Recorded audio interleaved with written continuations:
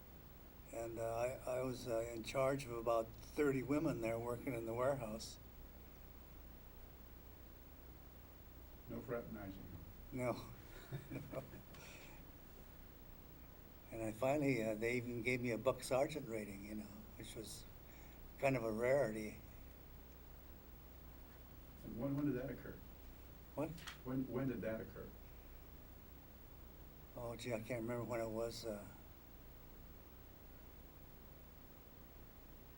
It was within the year that I was there.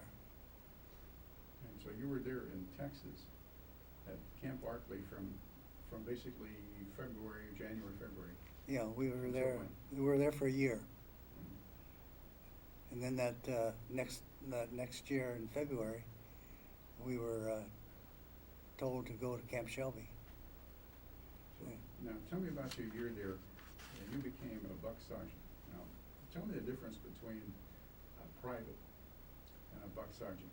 There's no difference really, because you know, with the corporal stripes or sergeant stripes, you're not bossing a lot of GIs like my job was. You know, I had all the civilians I was working with.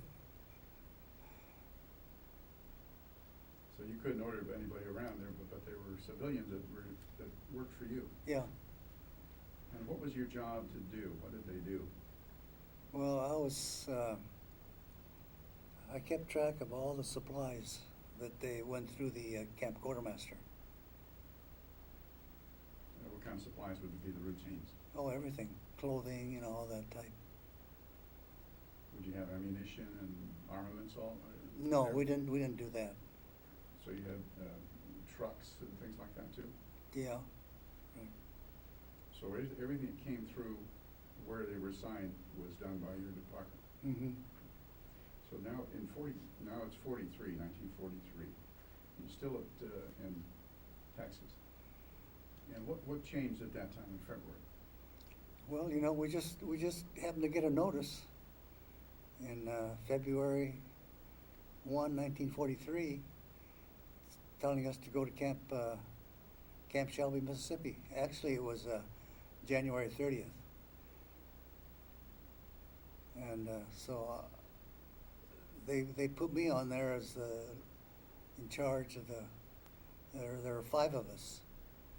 And I was in charge, and we went to Camp Shelby.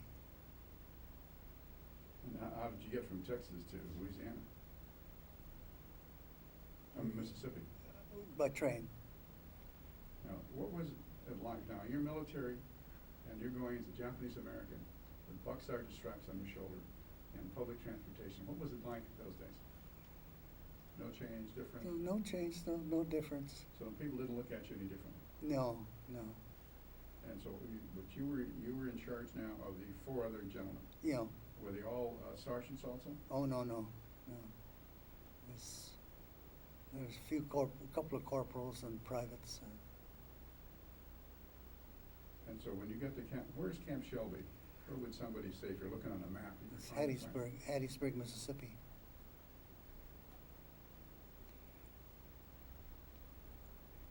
And then when we got to the railroad siding there in the camp, and we got off, and they didn't know what to do with us. Nobody came to meet us. And so I had to hustle around there and see if I couldn't see who I can get to help us. And finally, they got a hold of this Colonel James Handley, Lieutenant Colonel. And he came down to where we were. And he didn't know what to do with us either, but he said he was assigned to the 442nd Regimental Combat Team, and he said he was the only officer present, and we were the only enlisted men present. So you just ran into him by accident to find out he was trying to find you? Yeah, well, he didn't realize, I guess, you know. And anyway, he got us a place to sleep that night at one of those, not hotels, but service clubs. And none of the officers had arrived yet. None of the other enlisted men had arrived, and we were the first ones. And so finally they assigned us to an area on the edge of the camp there, and when the others got there, we had to do all kinds of yard work and clean up, and then all the other people who started to come, they didn't know how to do a quartermaster, so I had to teach all of them what to do, how to fill out the papers, and where to go get them, and You're foretelling your teaching career. yeah. Okay, so you were the first 5 of you, really, 6 now with Lieutenant Colonel. Yeah. And that was, how long were you there by yourselves before anybody else started arriving? Well, it's just a couple of days. Then the others started to come in. And what did you know was going to be happening? That there was be 20 people, 100 people, 1,000, how many? Well, they finally assigned us to the artillery, 522nd Field Artillery. And we had our spot, they had our spot marked out already for us, and that we had to clean up. How big an area would that have been? Well, that wasn't too large, because, you know, in a battalion, you only have a little over 500 people. Now, did you have barracks and things like that, or? Yeah, we had barracks. So what did you have to do to ready your group for everyone else? Well, you know, we had to clean up all the barracks, and if the windows were gone, we had to fill those up. We had to clean up the areas where the kitchen's gonna be, and we had to put in walks, wooden walks, because if it rained, it got muddy. But we had to get that all done before the recruits came in from Hawaii. So you knew that these recruits were coming from Hawaii. Yeah. And how long was it going to be from the time you got there till they were going to be there? Well, it was a little over a month.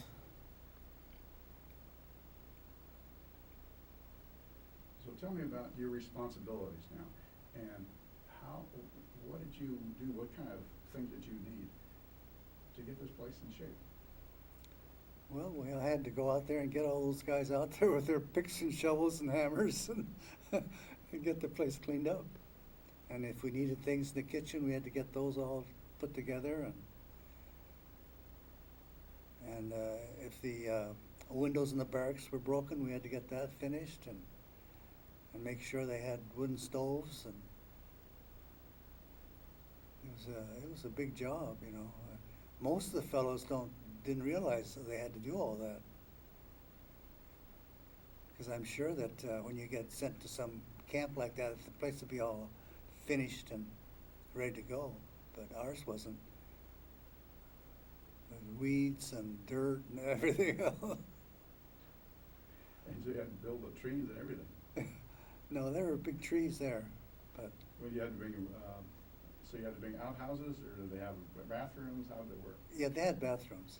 They had bathrooms. So they had yeah. running water and things like Yeah. that for plumbing. When you had, with 500 people in your field artillery unit, it took them about how long to finally get there and finally get into operations where you got some training? Must have been over a month. Must have been close to 2 months.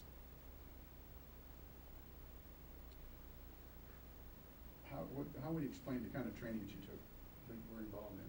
Well, it's the same old basic training again, because these boys from Hawaii were just bare. They didn't know anything. You know, they were just recruits, volunteered. So we had to go through the whole thing all over again.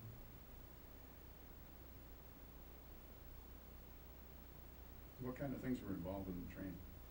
Well, it's working with the guns, how to operate the guns, how to keep your barracks clean, and things like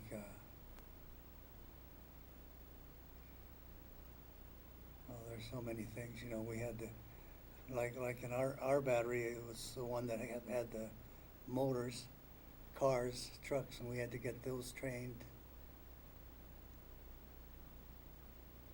And we had to get the supply people for rations, get them started going.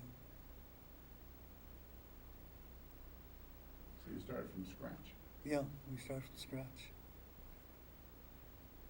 When in an artillery unit, do y'all have, most people don't know what an artillery unit was in World War II.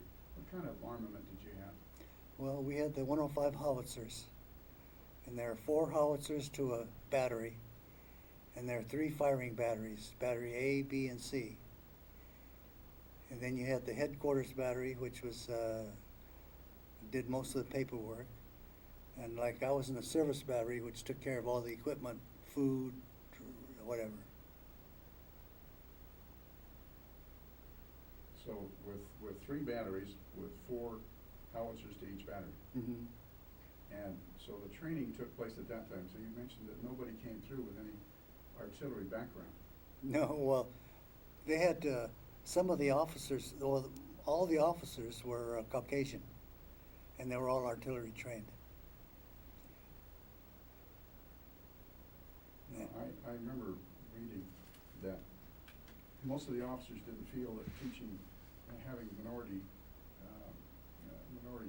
Asians or blacks, was not a plum job. Oh. So many of them didn't look at it as the greatest thing in the world. How were your officers treating their people, and how were their people responding? I think in majority of the cases, I think it was pretty good. There were a few that weren't too well liked, and they got shipped out. But most of them were very nice. So you had good mutual respect? Yeah. And I understand that towards the end of the war, you had some Japanese American or Asian officers. Yeah, a lot of them got battle commissions. But they weren't coming through OCS type thing. No, they didn't go to OCS. If you had, so you had about 500 people, and tell me about the crews on a howitzer. How many men would you have in a typical howitzer crew? Gosh, Or 105? yeah, I really don't know much about the firing aspects of the.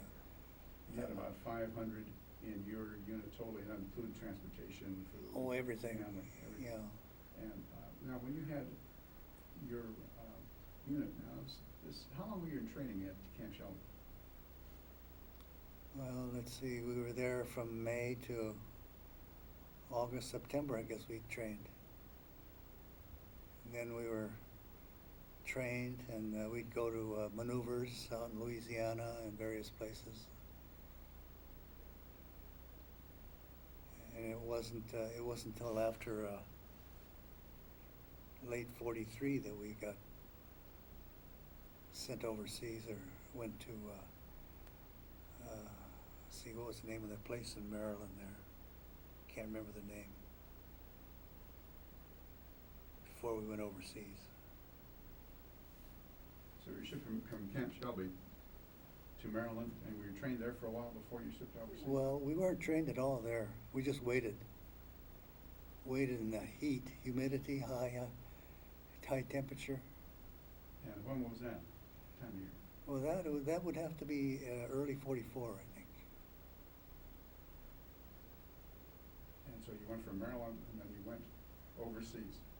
Yeah, it took us 27 days to go overseas. And what kind of a ship were you embarked on? We're on Liberty ships. And what is a Liberty ship? That's a cargo ship. So actually, it's where the cargo, where they put the cargo in, that's where they put up all the bunk beds inside. Tell me about the typical quarters. What were they like for the troops aboard ship? Oh, they're terrible.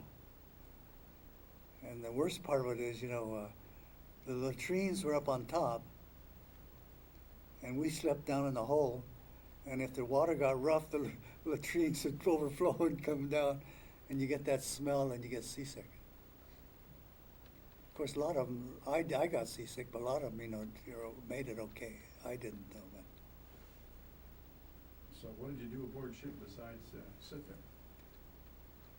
Well, we had to study our, well, we didn't know where we were going, you know.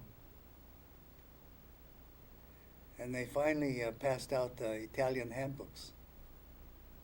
And that told us where we were going. And what do they have in the Italian handbooks?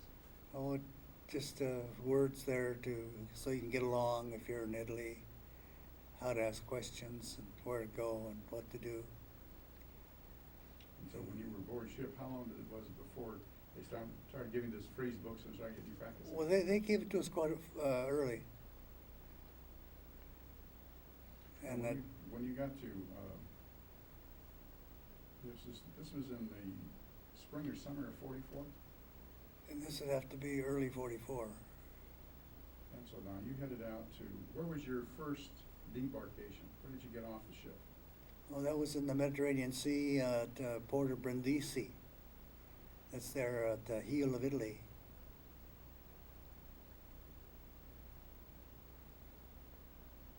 Did you get off the ship at all? No, then we got off there at Brindisi, and they put us on cattle cars, smelly, dirty, and we went into Naples.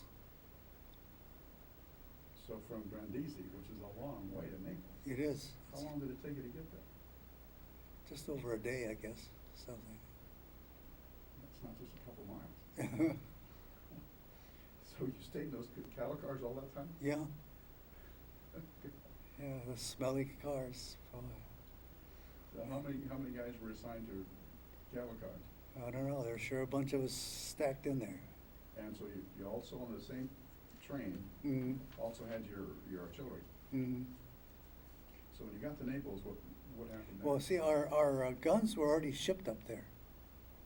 We didn't have to worry about the guns, just the personnel. So you arrived to Naples after it was already secured by the Allies. Oh, yeah. And Yeah, we went into Naples, and they assigned us to the University of Naples, their grounds there, just to camp. And that's where we stayed. So you didn't get the dormitories, you got the grounds. No, we got the grounds. And what would be the typical field assignments as you began to get situated there at Naples? When you were sleeping on the grounds, were there tents, were you sleeping out on the stars, sleeping in your bag, sleeping on a blanket? What was it like? Well, most of it was sleeping out under the stars. And in combat, it was mainly the same thing, except where there were homes that we could occupy, we'd take those. So when you were there at Naples, remember what time of year it was? Gosh, I don't remember. And then where was your next assignment from there? Well, the next time from Naples, after we got everything all organized, we went to Anzio. Now, Beachhead. Tell me about the preparations for that, and what was your responsibilities? What took place? Well, we had to get all our things together, all our equipment together, all our guns, all our vehicles. And we were able to get those there, so. And what kind of extra effort did that take? Not that much, because everybody had their assignments to do. And so they were able to do them okay. Now, how'd you get them back aboard ship? You know, we had the landing crafts. You know, the flat ones, where the drivers just drive in. So like an LST? Yeah, something like that. And so from there, how long did it take you by ship then from LSTs to get from Naples? And how far is it to Anzio? It wasn't that far. It just took us a day, I think. I don't remember sleeping, so it must have been a day. So a day by ship. Yeah. And so you were at Naples for how long before you got shipped Well, out? we were in Naples about 10 days, I think. In preparation to go to Anzio. Right. Now, most people don't know what Anzio is. It's a place, is it a fruit, is it a beach? Is it a mountaintop? Tell Well, me it's about a- it. it's- What would the it's a port. preparations- Now, tell me, so that someone who doesn't know anything about it, what is it like for ship preparation? How many ships are there? How do you guys get from the ship to the beach? And how did that happen? Well, see, these ships, since they're flatbed, they just go right up to the land, you know, and you can just drive off, which makes it very convenient. You don't have to put them on rafts or anything.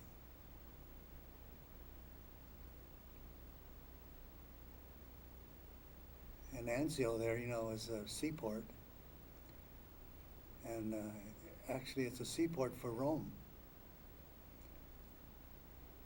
So we stayed in Anzio for a couple of days, and then we convoyed up towards Rome. Now, Anzio, was that, you just walked in, no Germans were around, no one opposed you, just? got No, in the no, trucks? because the infantry's ahead of us. So you didn't have the problems of any of that? No. So fortunately, the infantry had secured the beachhead by Oh, the time yes, you got there. yeah. So you were the second day after or a week after the infantry had secured Anzio? Probably several days afterwards, yeah. So that's when the artillery came in. Mm-hmm. And so what was your job from Anzio? Well, then we convoyed from Anzio towards Rome, and we got to Rome, and we've heard that our infantry 100th Battalion was going to make their appearance into Rome when the American general took them off and put the Caucasian battalion up. So the 100th Battalion was ready to go in first? Yeah, but they didn't want to give them credit. For having taken Rome? Yeah, or going through Rome, you know. It was an open city, so. No. And- Most people don't know what an open city is. Could you mention what an open city was and what it meant to you guys? Well, you can't fire on an open city. It's open, and you're not supposed to fight in there.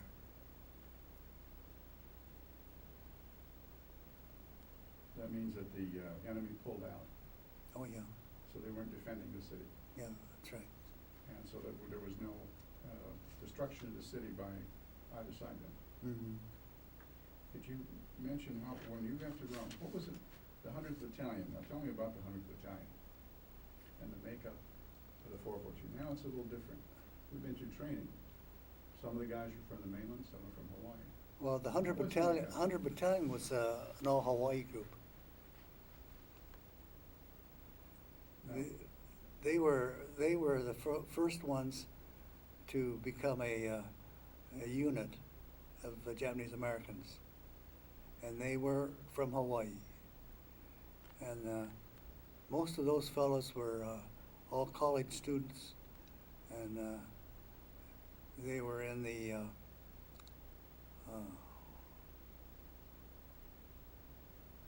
see, what do you call them? The college army people, what are they? like ROTC? ROTC.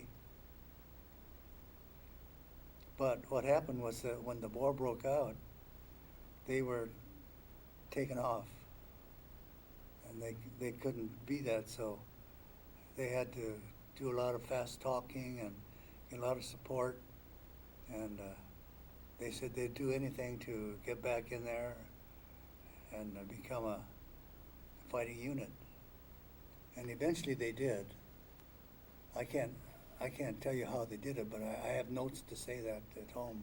Well, but they were taken, in other words, they were in ROTC in college. Yeah.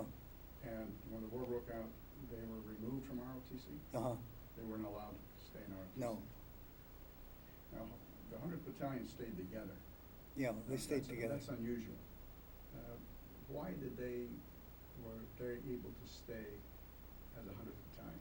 Well, you know, the 100 Battalion, if it wasn't for the 100 Battalion, there would be no 442. Because of their reputation and their what they did, they were able to form the 442. And they trained at Camp McCoy, Wisconsin.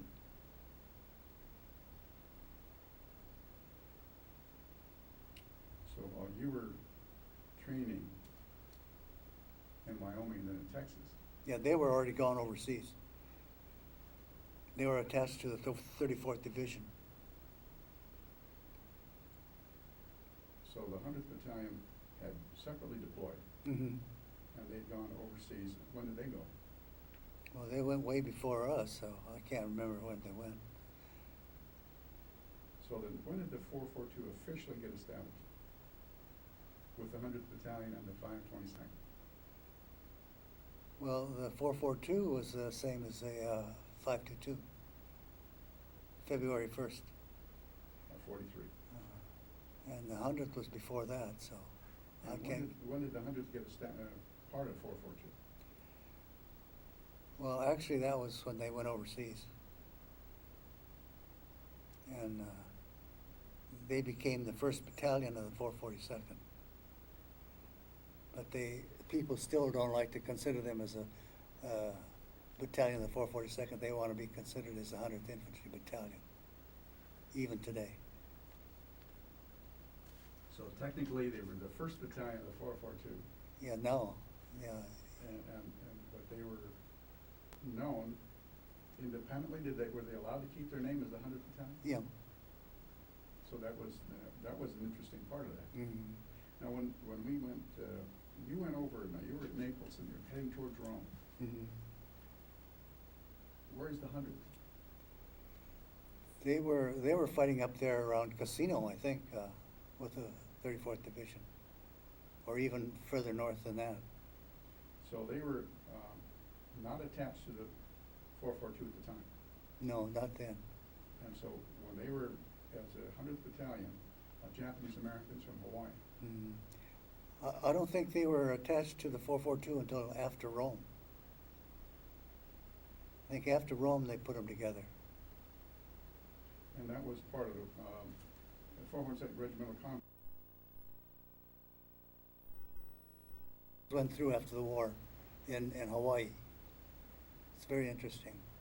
Well, we're getting close to that, and so we'll have a little chance here as we get into the tail end of this. We're going to have, we got a little more time to finish up here. We're okay. Mm. Your time.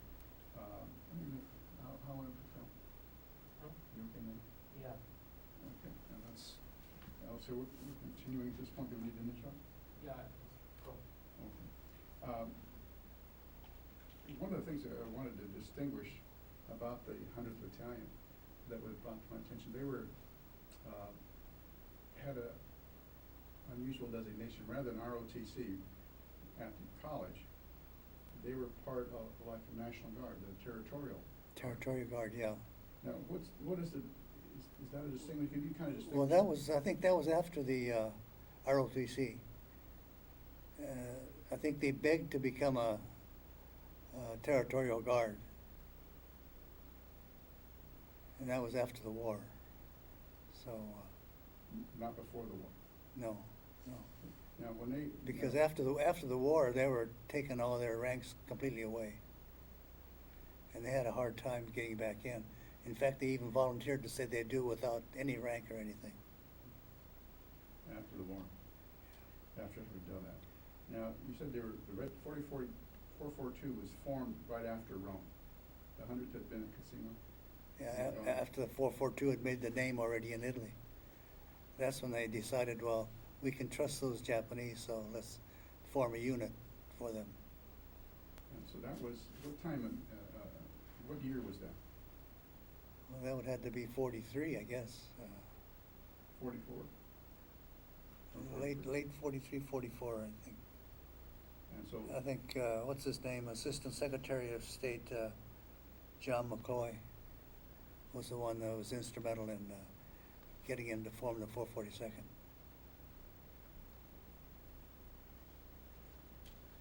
now you've gone through the 34th, 442, now you've gone to Rome. What happened after that? Now, how did you guys, what did artillery do, and what was significant about your contributions to the units as a whole, and the 34th Division? Well, they supported their artillery for the infantry, for the 442. Well, you got quite a few awards, so it wasn't just walking around firing a gun. Can you tell me about it? Well, I don't know a great deal about it, but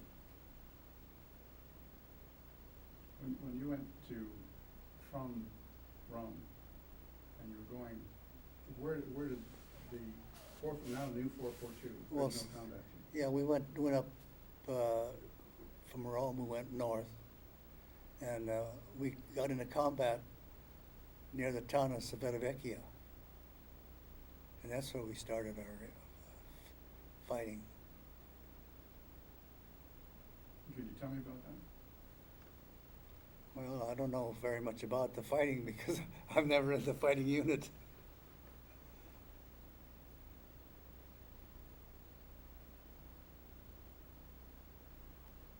What was happening to the guys in the units though? How many survived? And what was, you were saying the results of the combat. Can you tell me what you observed? Well, you know, the 522 didn't lose anybody, you know. Infantry, I don't know. I can't tell you. So when you were all, as far as your artillery unit itself. Yeah, the artillery didn't lose anybody. The So- only one that would get lost would be the person who goes ahead up above with the infantry, forward observer. And that would be artillery with them? Yeah. Okay, now, tell me about what happened at that point. You're going from Rome to Salvecchio. And what was going on at that point? Well, what they would do is that they would try to help the infantry get ahead by firing into the Germans up on the ridges. And if you've been to Italy, you know how the mountains there are. There's one range that goes up and down the valley, and then there's others that come out to the ocean. And so the Germans had an easy time of having a place to watch the enemy. So from your standpoint, now you were still a quartermaster, right? Mm-hmm. How did you guys get supplies? No, there was no problem getting supplies, right? Oh, no, there's no problem going back. You were able to get supplies at all times. Mm-hmm. And that was off from the 34th Division, right? Mm-hmm. Now, from Salvecchio, what happened at that point? And you're still, it's in 43, 44. No, it's still, 44. yeah, it's still the same. And what was going on at that point? Well, it's still the same there because there wasn't much else they can do. It's just to support the infantry. But through Salvecchio, then where'd you go from there? Well, we went up as far as the Rhone River, or Arno River. That was Florence and Pisa. And what was the situation like there? Well, we got up to the south bank of the Arno River, and then for some reason we were called back to go fight over in southern France. And so you were ordered back from that, you were almost to the Arno River. Yeah, You hadn't crossed the river yet. no. And then you were called back. Where did you go to? Well, we went back to, let's see, name of we had to go back and get prepared again to go overseas to France, to So southern France. Did you go to Naples again? Yeah, we went back to Naples. And how did you get to Naples from where you were in Italy? Well, we had to catch another boat. Did you go all the way back to Anzio and? where No, you came no, from? somewhere else, another place. I can't remember the name of the town. And you went from both there to Naples Yeah. and disembarked and prepared again. Uh, Now, what happened at that point? How long did it take to prepare? For the well, next it's about a division? week we were there. And then you hit for France, and where did you go there? Well, we went to Marseille, got off at Marseille. Now, And there's just inland from Marseille, there was, can't remember the name of the town, but anyway, we had to camp there for quite a while to get everything situated again. now, what do you mean by getting situated again? Well, getting all our supplies and uniforms and vehicles in shape and the howitzers in shape. Now, the infantry that arrived in Marseille, Yeah, well, the infantry were already there. And when you got there, how long was it from the time the beach was secured when the artillery arrived? I can't really say how far ahead they were beyond us, but I just don't remember because the infantry was already there and they needed our firing support in order to get those towns that they got. And then where did they go from there? Once you went from Marseille, and you were there for, you said, for a short time, and then where did you go from Marseille? Well, let's see, you know, that's my problem. I can't remember the names now. Well, I don't have to. See, there's that valley that you go through along the river.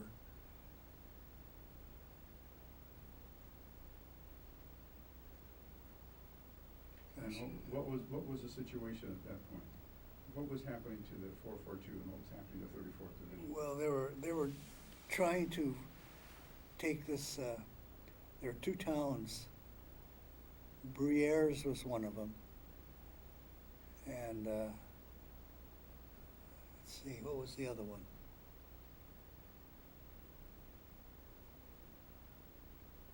I can't remember the other town, but anyway, that's where they were going for, and that's where the artillery. They needed the artillery support, and that's where we came in. And that's there in Bruyères is where the 36th Division and their lost battalion, the 442 rescued them. Explain what that situation was. Their the 36th Division infantry were up on that hill, and they got surrounded by the Germans, and they couldn't get out. And they needed, and the division couldn't get their own people out. And so as tired as the 442nd were, they were asked to go back in there and get them. And they went in there okay, but they lost so many, the 442 lost so many people, it wasn't even funny. Out of each company, maybe 5 or 6 able bodies came out. But they rescued the lost battalion. And then after they rescued the lost battalion, the General Dahlquist wanted the 442nd to show their well, they wanted the 442nd to march in front of him, and they weren't anybody hardly there, and the general got all upset, and so the 442 said, well, says we went in there and rescued your lost battalion, and we lost all our men. Tell me, who was the lost battalion? What was the 36th Division? Where were they from? Well, the 36th were the ones that are fighting in there. No, what state were they from? Did they come from? Texas. Where in Texas? Were they a Texas National Guard outfit? I don't know if they're, yeah, I guess so, National Guard. And so a division and a battalion, okay? Most people don't know what those size of organizations are. Could you tell us about that so that you'd have an idea of the losses involved? And the battalion of the 36th Division, how many men would have been if they were full strength? Well, imagine the battalion would have about 600-700 people in it. And I don't know how many of those people were caught in there. But I think something like there was 140 to 150 of them that were caught that they rescued. And how many casualties were suffered by the 442? Oh, tremendous amount of casualties. Probably a good 80% casualties. So out of their... Doctor, can you have a look at the... It's also picking that up too. Yeah, the letters are... Oh, is this? Just the leather sound is being picked Oh up. my God. That's how sensitive they are. Oh my gosh. So if you had the 36th National Guard, and we had the lost battalion, and that was the battalion name, what was the battalion number? You know what that was, when the lost battalion? I think it was a 144, I think, 141, 141st. And that was a battalion of the Texas National Guard. Uh-huh. Now, they were surrounded, and no one else could get them out. They asked the 442 to do that. Yeah, their own units couldn't do it. And the casualty rate of the 442, of the RCT.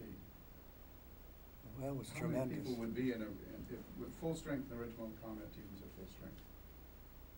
Well, I don't know how much the infantry companies, but they probably have several hundred in each company. And only a handful are able to walk out. The rest of them were all injured or passed on. So you had, was it 100 or 600 or 1,000? How many do you think were casualties?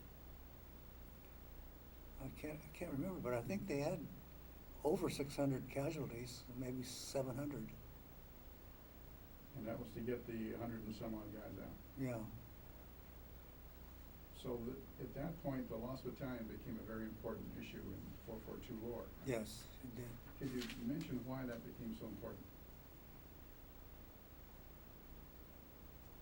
Well, I think it was important because their own division couldn't go in and rescue them. And it took a smaller unit to go in there and to get them out. And the smaller unit happened to be a bunch of Japanese American kids that were fighting. So it added, from that, General Dahlquist did provide some recognition, and there were some other problems there too. Could you mention that, as far as recognition? Yeah, Dahlquist didn't recognize them very much. I don't know why. Could you mention how later the governor of Texas recognized him? I think somebody did, but I can't recall. Somebody mentioned that. Mm-hmm. Now, when you had at that point, you were in at the lost battalion. Now, what time of year was that, and what went on for the remaining portion of the war? Now we're into 44, into 45. See, that must have been the winter time because I remember it was very cold up there. Snow on the ground? Yeah. What was it like to be able to supply your troops in winter?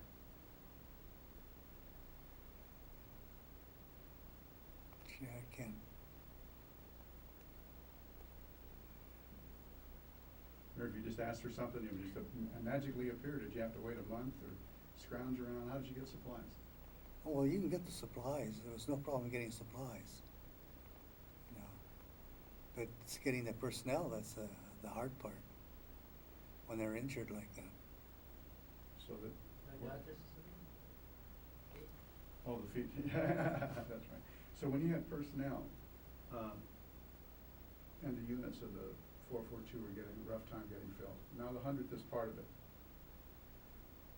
Yeah. At that point, and the 522. How would how many men was that all together at full strength? I can't remember how many companies went in there from the 442, but I think there must have been at least 3 or 4 companies that went in there to get them out.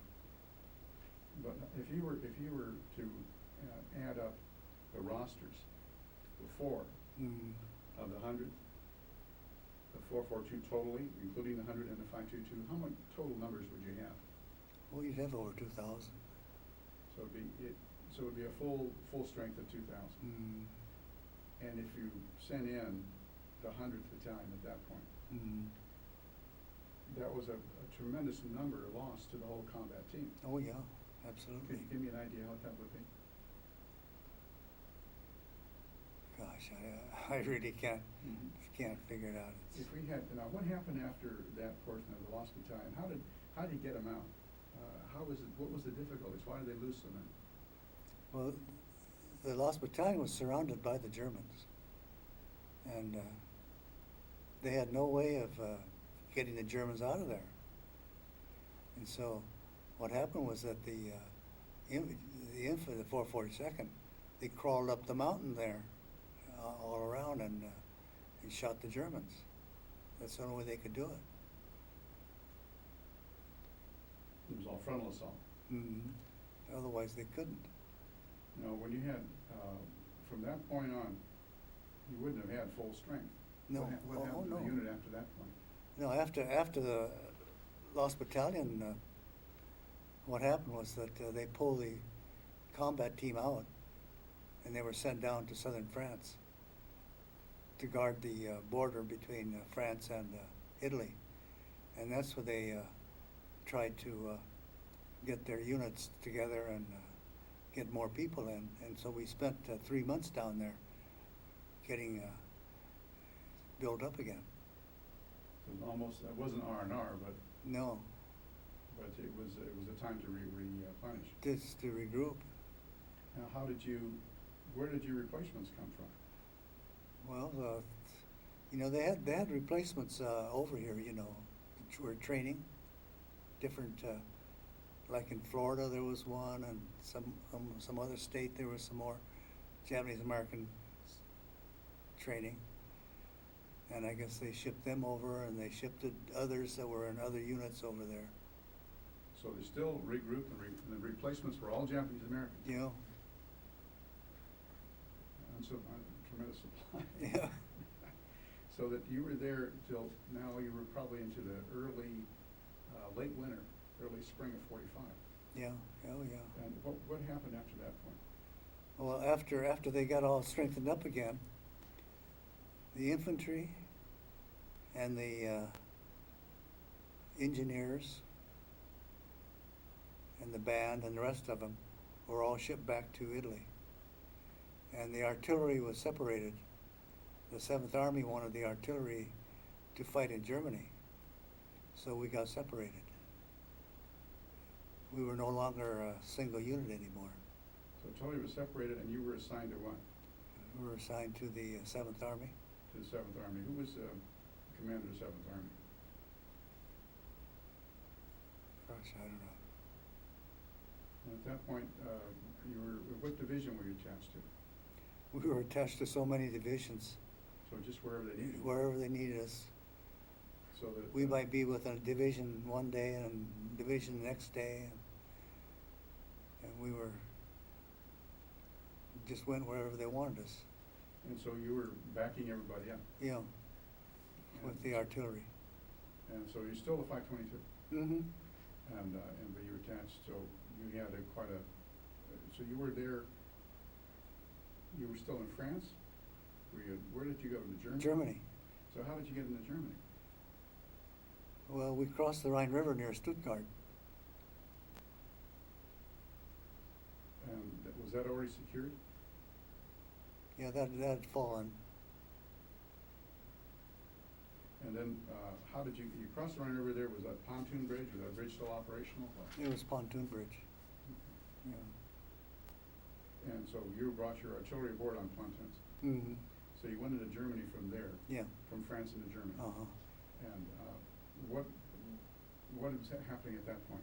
Now it's just almost the winter and spring. Yeah, we were pushing them, you know, because Germans were retreating. And finally, at one point there, they came across the German prison camps.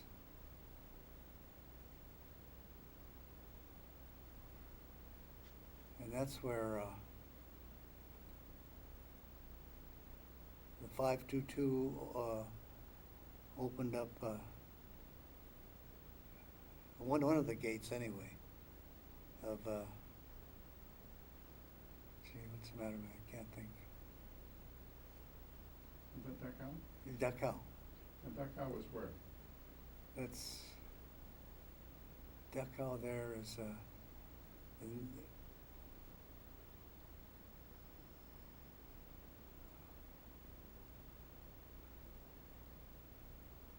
see. That was in Germany, though. Oh yeah, it's South Germany. Now, from that, when you ran into Dachau, were you part of that group that was in that opened one of the gates at Dachau, was artillery? Yeah, we were, our artillery was one of them. And they opened up one of the gates. And when they opened the gate, they met a bunch of these prisoners there. And actually this one prisoner was a young kid, young boy, and we happened to meet him here in Los Angeles. And he saw a photograph that Mark had on display, and he told Marcus, says, "This is me here, where'd you get this picture?" And then he was telling Mark, "You see this other fellow here?" He says, "He's a professor at Hebrew University." And but the trouble was, we tried to get that man to talk, but he didn't want to talk. So we've lost contact with him. But did you know his name? No, we even forgot. We didn't want to chase him. No, I can understand that. But in other words, one of the people that you had, now the photograph, where did the photograph come from? One of the fellows took it. So one of the guys in the unit Yeah, our unit. at TAKAO. Yeah. And now, did you personally get a chance to go into the prison camp? I didn't go into it later, but you know, our forward observers in the artillery were always ahead of the infantry because they had their own jeeps and they'd go way ahead. And so they were the ones who went in first. Yeah, but they give credit to 3 divisions that went into TAKAO. And those, I can't remember the division names now. But anyway, their names are on the gate there at TAKAO now. Well, you were probably part of those divisions, but they didn't recognize your artillery unit. No, they didn't put our artillery down. And have you ever been, what was it like to go through that kind of a prison camp, even when you went through later, personally? Well, there wasn't much to it afterwards, you know, when we went through there. At the beginning, see, they didn't use their poisonous gas room because they couldn't get it fixed in time to work. And they had several places there where they had their ovens where they baked the prisoners. And then later on, when we went back to TAKAO after the war, all the prison huts are all taken down now. They're not there. They have a museum, and they left a few to show what it looked like. That's about it. Did it look anything like what you remember? Yeah. No, it looks different now. More sanitized. It looks too good now. How would you describe it? What was your experience when you first saw it? Well, you know, it's really hard to believe that humans can do something like that. But I guess they do.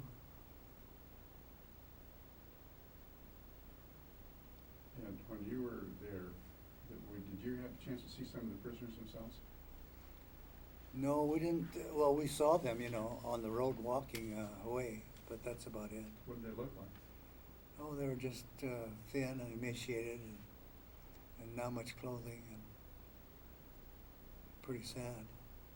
And all they'd want to do is eat, but like our physician told them, now you can't eat it because you get sick. But you know, when you're hungry, you're going to eat anything. And I think there is a corridor where there are 130 camps where they held prisoners. And out of the 130, the 522 opened up 30 of them.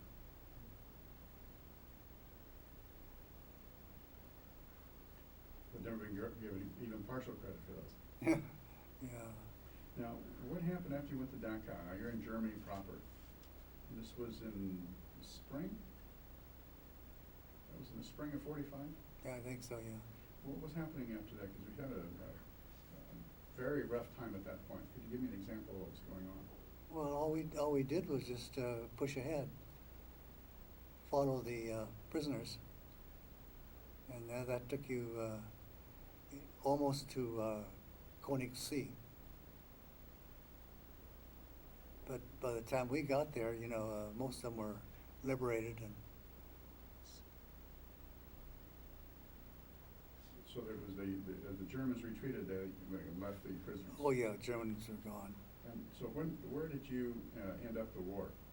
Well, down there, I can't name the town, but right near Koenigsee, that's when the war ended. What did you guys think about when you got the news that the war was over? Well, we were happy that maybe we could go home. What was the reaction to everybody? Well, I guess they said finally.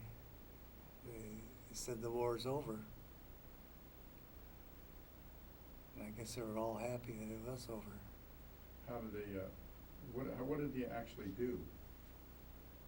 Did everybody get drunk? Did they fall down? Did they go to sleep? What did they do? I don't know. I don't think they did anything. Was it cheering or what? No. Oh, I imagine they shot a few rounds up there or something, but Well, and what happened in your case? For your we didn't do anything. just we fine? just said, well, it's over, now we can go home. But we didn't get home, though. What happened now? This is 45. What happened after the war? We The had, war's over now. we had to take care of some places to guard. So we stayed there, I don't know, about 3 or 4 months afterwards before I came home. And that was where? Let's see. We were in a town where they manufactured aircraft.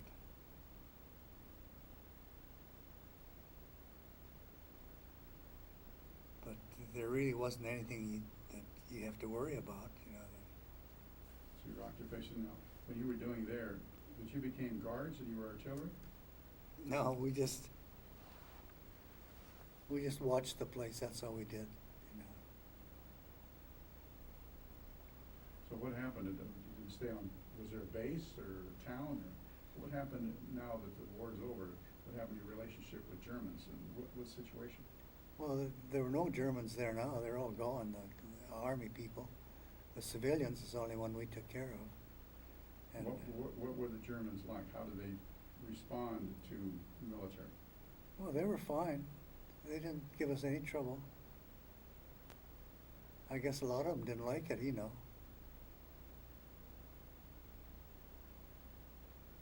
So did you have any contact with any civilians personally? No, I didn't. Now, what was the response from you? Now, you were there till when, in the end of 45? And now, for 3 or 4 months, was it in the winter time? We were there until early November. Okay. What happened in November?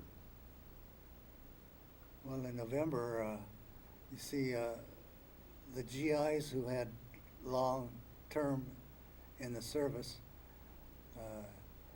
you had points. And the ones who had the most points were able to go home. And how were the points scored? Well, they got so much points for time, and for certain battles they got extra points. And I think I had over 100 points. So they told me, well, you can go home now. How many points did you need to go home? Oh, I don't know. I have no idea. But 100 got you home. Oh, yeah. How did you get separated? Did the whole unit go, or did you just No. by yourself? No, just myself. And how did you get separated? Well, they put me on a group with a bunch of, let's see,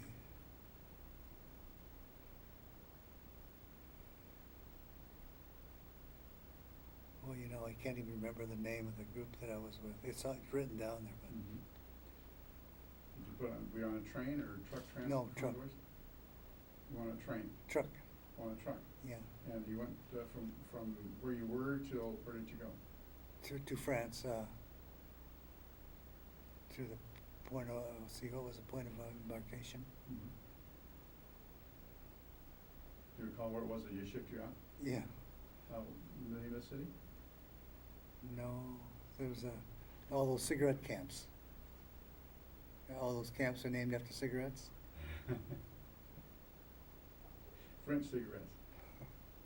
So they're called cigarette camps, huh? Yeah, they had names with cigarettes. So from France, and how did you get home from there? Then I got on a ship to go to New York. And remember the date? No, I don't know, but we had our Thanksgiving dinner on the ship. Okay, so you know it was the last part of November. November. And how long did it take you to get to New York? I think about 7 days. So probably around the 18th or so. Yeah. You left. So around the 17th or 18th of November is when you left. And you had Thanksgiving dinner. What was that Thanksgiving dinner like? Oh, it was good. It was turkey. No, it was very good. Now, were those about a merchant ship or a Navy ship?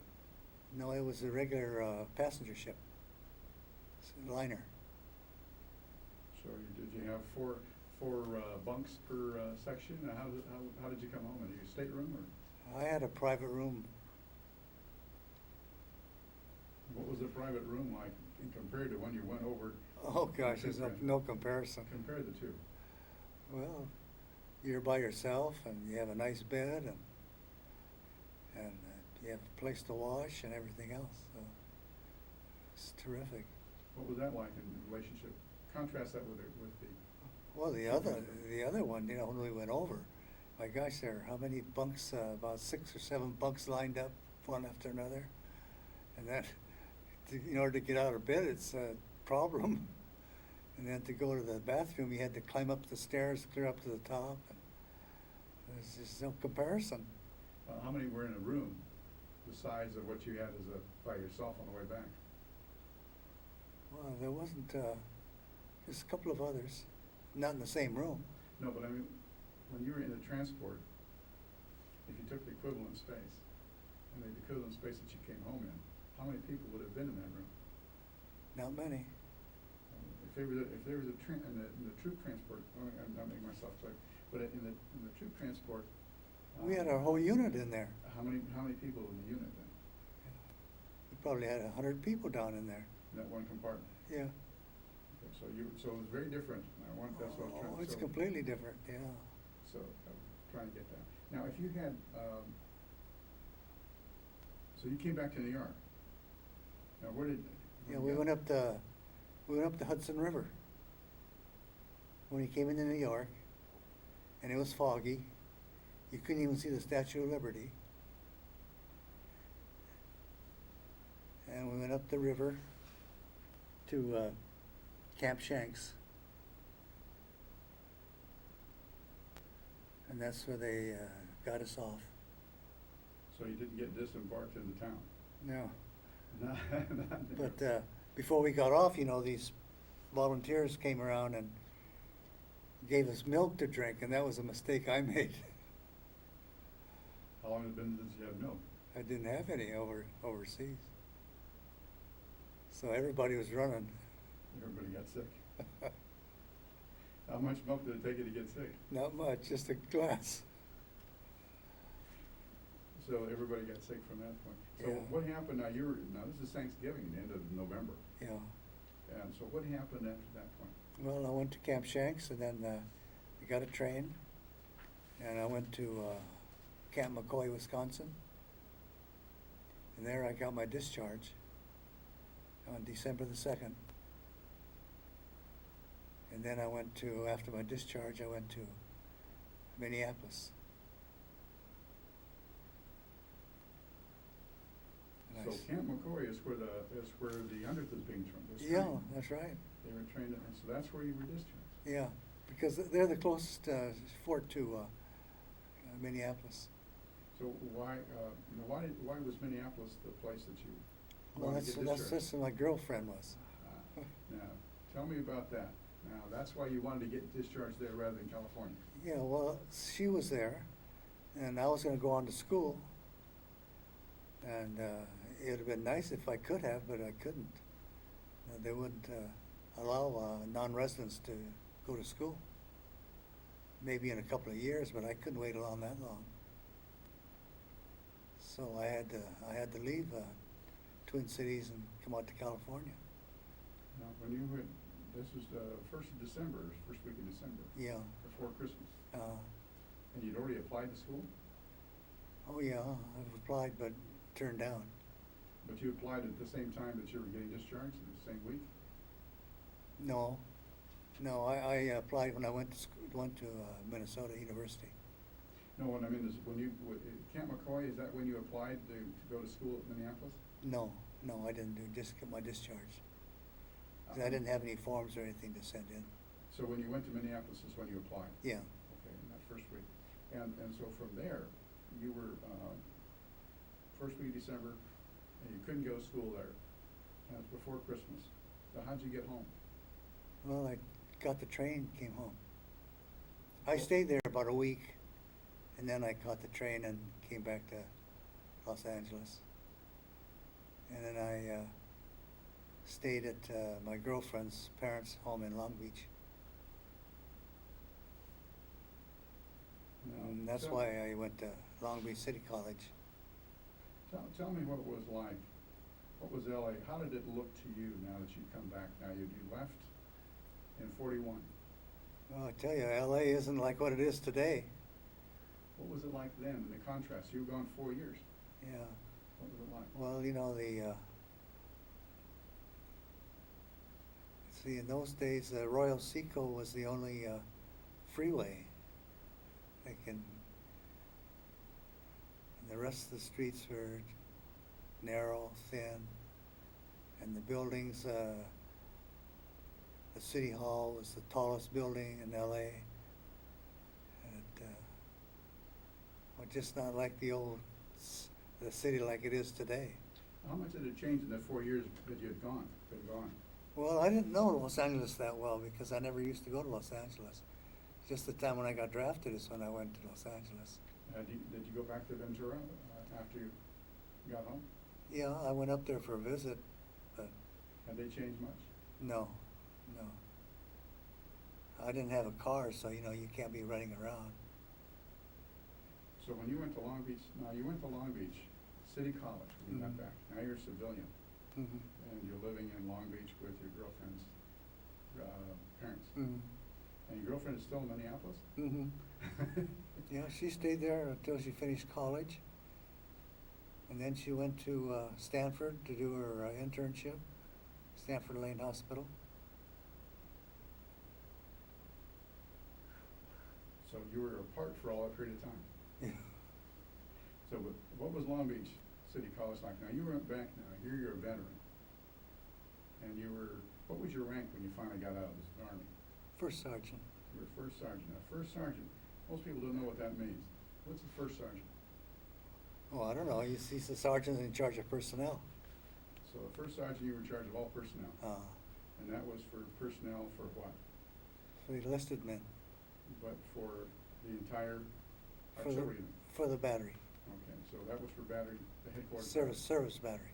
So the headquarters service battery. No, just service. Headquarters separate battery. Okay. And so you were, as first sergeant, you were in charge of that. So that was a big difference from the day you got in. Now what was your pay like when you were getting out? Remember what that pay was? Gosh, I know it was over $100 and a lot of that I had saved to put in the war bonds, so I didn't get very much cash. You signed up for $30 a month. Yeah. And you were making $100 when you got out. Well, I got $100 and some a month as the first sergeant. Now you got out and you went to Long Beach. Mm-hmm. What was Long Beach City College like? Now you're getting used to it. You got Well, married it in was 1945, 46. When did you start at Long Beach? 46, I think. I think I was there. Spring semester? One semester and a summer. So it would have been like January, February. Yeah. What was it like now? You've been 4 years in the military, all through the South, through a number of campaigns in Europe. And now you come back as a civilian to City College. Right. What was it like? Could you tell me what it was like to be Did you feel like a fish out of water? You were an old man. How did you feel? No, I didn't feel anything different. You know, I felt the same as I did when I went to school before. Were you treated differently? No, no, Were there a lot of veterans in school? quite a few, yeah. And how big was Long Beach City College? Well, it was pretty good size in those days. I don't know how many students were there, And so you were there for 2 years? but a year and a half, 1946, yeah, to 47, 1947. So you were a year and a half, because you already finished in college before you went. yeah. So that, and then what happened at that time between 46 and 47? Well, that's when I was in Long Beach City College. And but were you working? No, I wasn't working. Guess I had enough income to keep me going. Were you using GI benefits to go to school? Yeah, And what were those benefits like? well, it paid for everything, as far as I know. Of course, you didn't have to spend too much money in those days for books and things. Well, what did it cost you for a semester at school? Gosh, I have no idea now. What did things cost, like gasoline or date out or movies? Well, I never went to the movies. And gasoline, I didn't drive much. I can't remember. I don't think it was as expensive as it is today. Now, you were finished at school at 47. What happened at, now you mentioned that your fiancée was finishing up in Minneapolis. When did she finish in Minneapolis, then go to Stanford? Let's see. Did you get married in the interim, or did you get married after she finished? No, we got married in term, in between. So when did you get married? 47, was it? I think it was 47. And so at that point now, did you go back to Minneapolis, get married, or was she out here? No, she came out here and got married. And then she went up to Stanford to do her internship. Okay, so she'd finished at Minneapolis. Yeah, she finished at Minneapolis. Now that was at, what was the name of the school? University of Minnesota. The University of Minnesota. And she was pre-med, right? And so she was going to Stanford then for medical school or for internship? No, she's going for No, that's right. it was an internship, but it was an internship for dietitian. That's right. That's right. And so, how long was her internship? 1 year. And you got married in between. Mm-hmm. So now, what happened to your situation now? 1947 is when you got married, Mm-hmm. right? And how did your life change after that? Well, it was still the same because I was down here going to school. I went to UCLA. Changed spring quarter. And you're still on a GI Bill. Mm-hmm. Oh, yeah. And what happened? You finished there in 49 1949. and 51. And then in 51 what? I got my master's degree in 51. And the GI Bill paid for all that for me. That's tremendous. And so how did that change your life? What happened? Did you try to get a job? What happened? Tell me about that. Well, it's a long story. Yeah. As a geologist, they wouldn't hire me. I went to all the oil companies and various places, and their remark is, we'd like to hire you, but the people won't work with you in the field.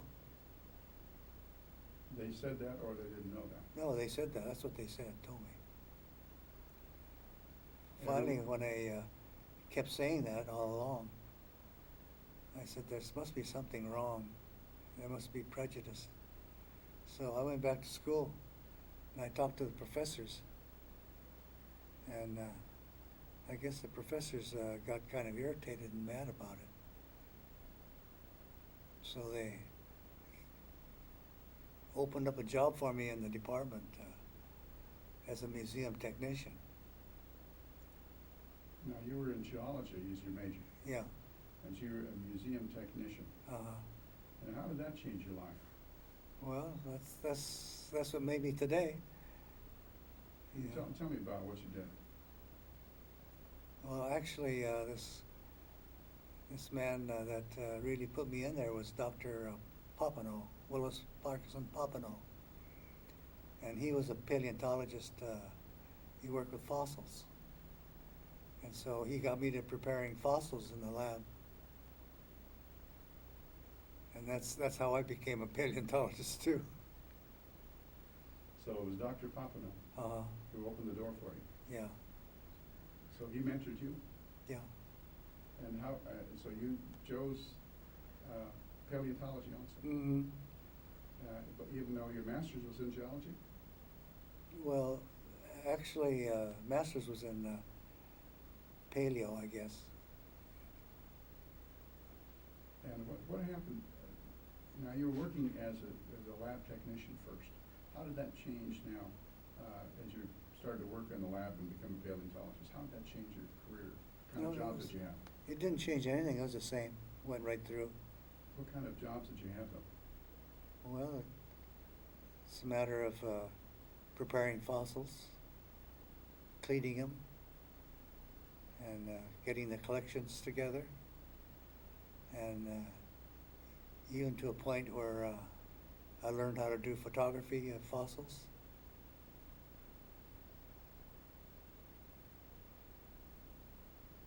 And that's become quite a specialist, and you began to teach in that field. Yeah, and I started to teach several courses, and I even taught courses in photography. In fact, I used to get calls from different universities on how to photograph. See, it's hard to photograph a flat specimen to look three-dimensional. How did you do that? Oh, it's the way you light it. Secret in lighting. So you began to teach that. Mm-hmm. And so how long did, from the time you started as a museum technician, that would have been in 49 and 50. Mm-hmm. When did you start getting into the classroom? When did you start working out as an assistant professor and all the rest of it? Well, it took some time, maybe 10 years before I started doing all this. And then in the meantime, we'd get Fulbright scholars from Japan. They would come. And they would come and I'd give them an office space in my quarters. And so eventually what they would do was, or what they did do for me, is they invited me to go back there and get a PhD. So you got your doctorate? Doctorate. Where? At Tohoku University. Now, could you spell that so somebody would know it? Tohoku. Tohuku.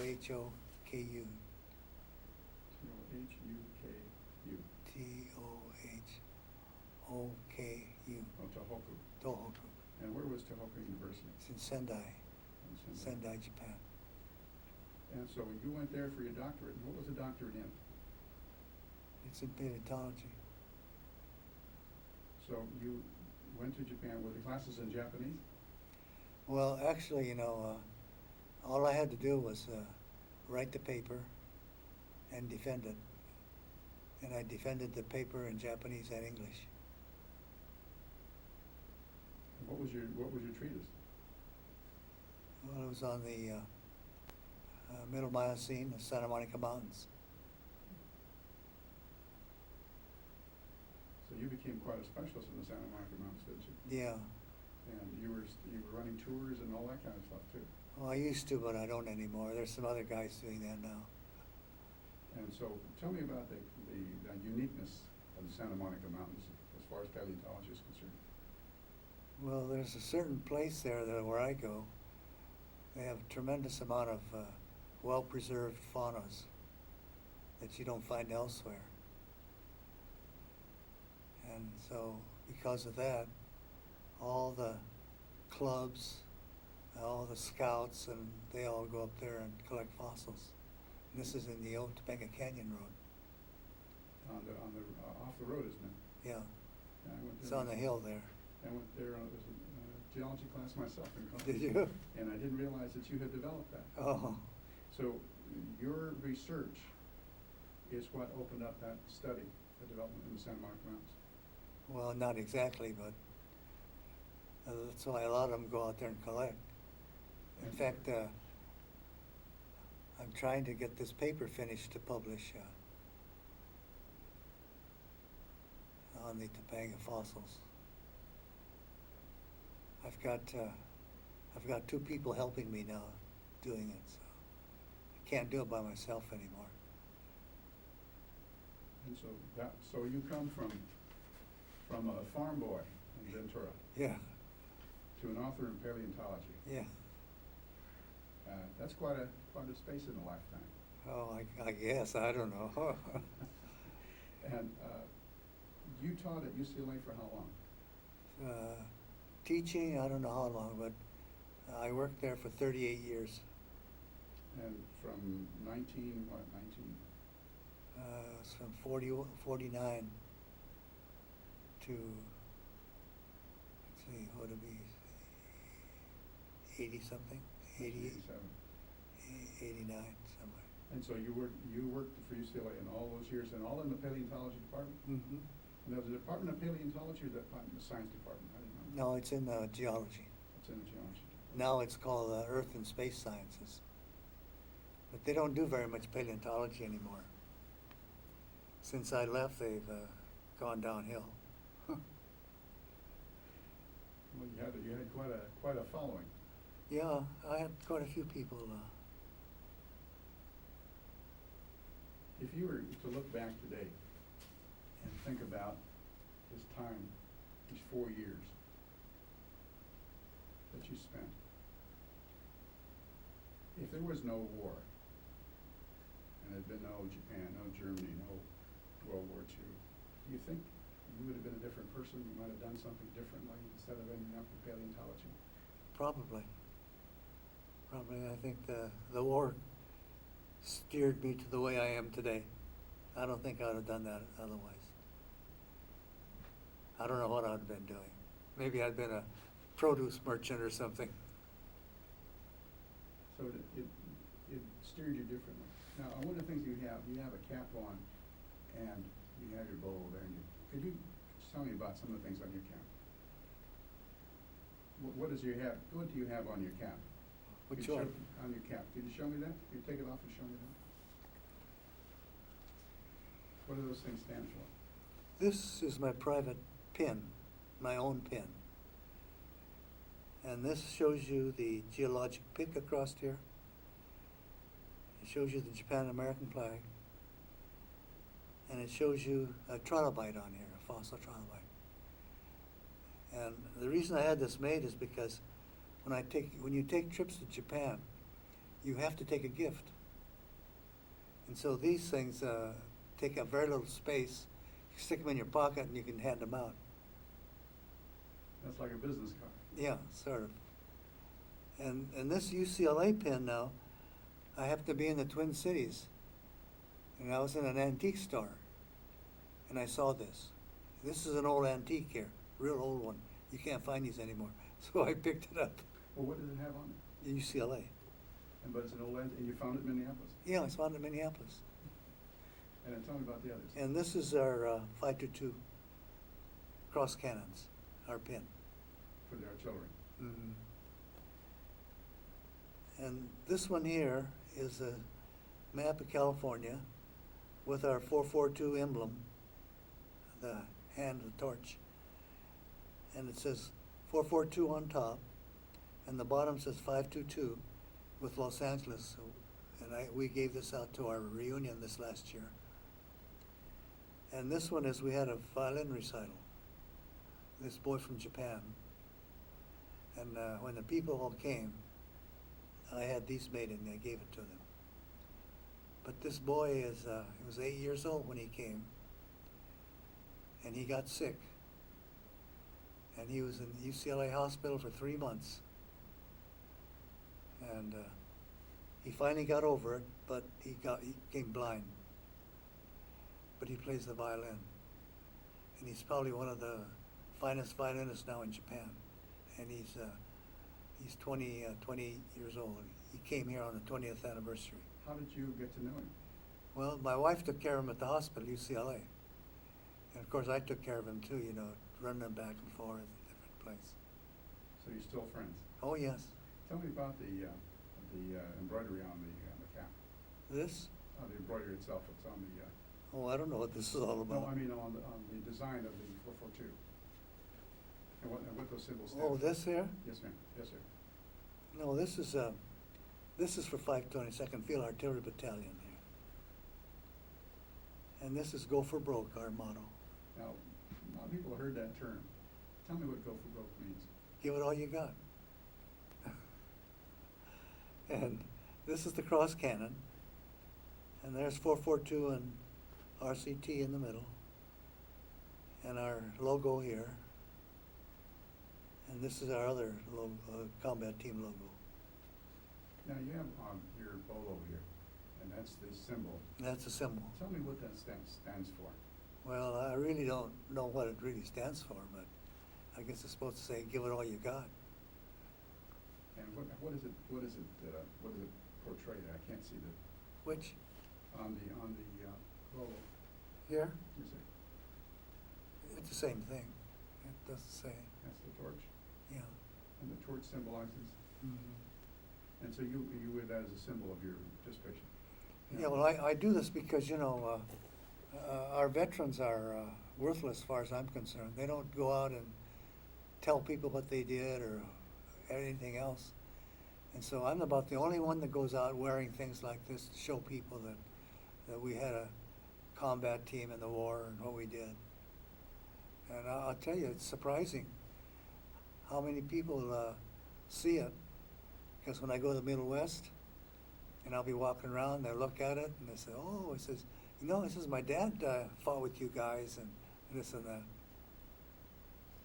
So it's a tremendous door opener too. Yeah, and people that don't know what it is, I explain it to them, you know, so I get the message across to them. Yes. Now, if you were going to tell somebody quickly, as you do a new acquaintance, what would you tell them about 442?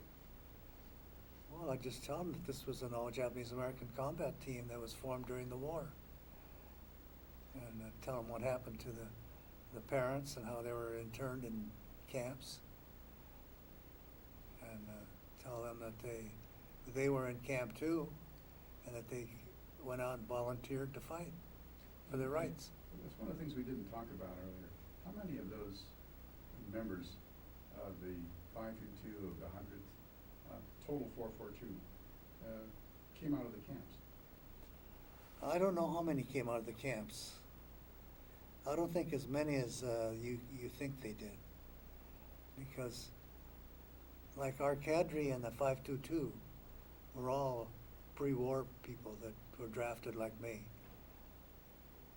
And the ones in the infantry were mostly Hawaii. Now there were a few that came out of camps that volunteered. No, many of the families, though, of the 522 were interned. Oh yeah, they were interned. I understand there was some conflict between the 100th and other members that were not from Hawaii. And how was that kind of resolved? I mean, they went to Jerome on Thanksgiving or something when they were at Camp Shelby? Well, actually what it is that the people in Hawaii speak a different English dialect and compared to how we speak. So when they came, they didn't like us because they thought we were highfalutin and we didn't talk like they did. But that was one of the causes. It was hard, it was tough on me because boy, they were always wanting to fight you. But that's about how it was. And you were headquarters, so you had to. Yeah, it was. It wasn't until we got into combat that all that thing got forgotten, and they were buddies after that. But before then, boy, it was hard. It was really tough. And also there was none of the people in Hawaii. And last day? Very long though. I thought it was Arizona. Yeah, 'cause she left for school. Well, see, I think these are stories that people think, well, once they got there, they never got out. And yeah, yes, it was a prison camp, but yes, but